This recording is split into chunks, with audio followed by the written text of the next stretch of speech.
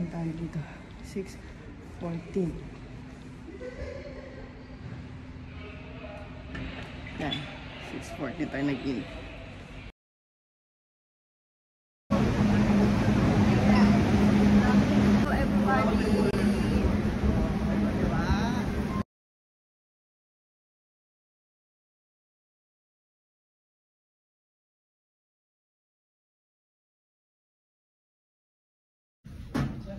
Ala sir, dapat sinama mo ako. Nag-pure gold ka.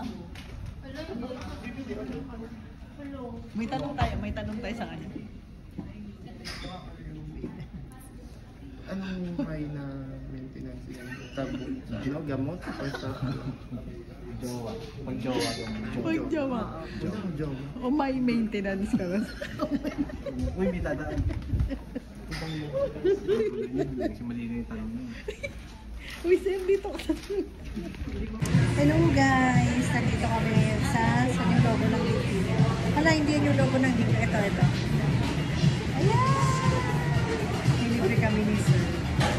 Siya ang nalibre sa dahil hindi na ako siya tinawanan ngayon.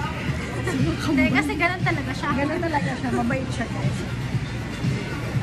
Kami ngayon for the dessert. Nandito na nga kami.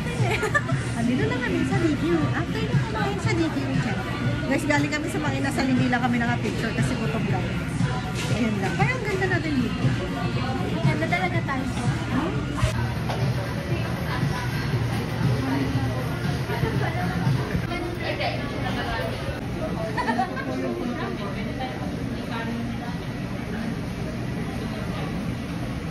Siya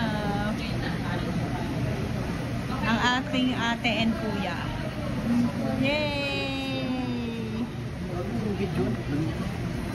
Ayaw niya daw siyang bigyan. Lang kayo ng goals, mag-a-add lang kayo ng goals, maximum of 5, minimum of 3 goals na related sa mga function mo ngayon. Pero, much better kung meron kayong goals from your managers. Kung walang binigay si manager sa inyo na kung anong goals ilalagay nyo dito, kung ano na lang yung actual na ginagawa nyo, yun na lang ilalagay nyo. Tapos, after nun, isasubmit nyo siya. Pag nasubmit nyo na siya, meron dun sa last part na upload document. Yung i-upload nyo dong document, yung PDR form na manual. After ito sa add and update my goals, dito na kayo pupunta sa my performance feedback.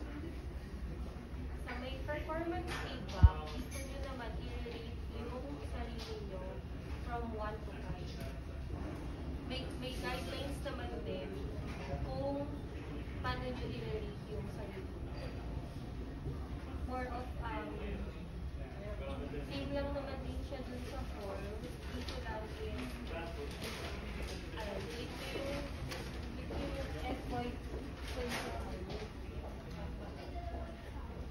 Tapos, dito nyo siya kapag hindi pa regular, yung mga probe, 3 yung pinaka-minimum, since halos na mga task nyo, and yung mga involved na function nyo is hindi pa completed since hindi pa tayo regular. So, 3 yung pinaka-mataas. Pero dun sa mga regular na, tapos nakapag-complete na kayo ng task, pwede na mag-4 and 5. After nun, tsaka nyo lang din siya isasubmit. Hindi kayo makakapag-performance feedback kapag wala kayong na-add na goals. Dapat, kung ano yung in-add nyo na goals dun sa first step, yun yung magre-reflect dun sa performance feedback. Nandun din to sa yung process neto, lalo din sa video kasi. Tapos yung sinend kong video, more of yun lang din naman yung orientation sa Okay po. i-make sure nyo lang na yung lalabas na manager dito sa manager approval dito sa performance feedback is yung manager. For example, sa inyo, dapat si Jen. Dapat si Jen.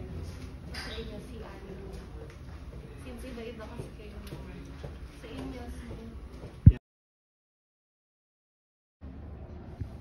For today's video, kami ay bibili ng lunch dahil lunchtime na namin ng 10 a.m. So, dyan tayo. Actually, ito lang naman din ako sa Alpalat. Ano mo ba to?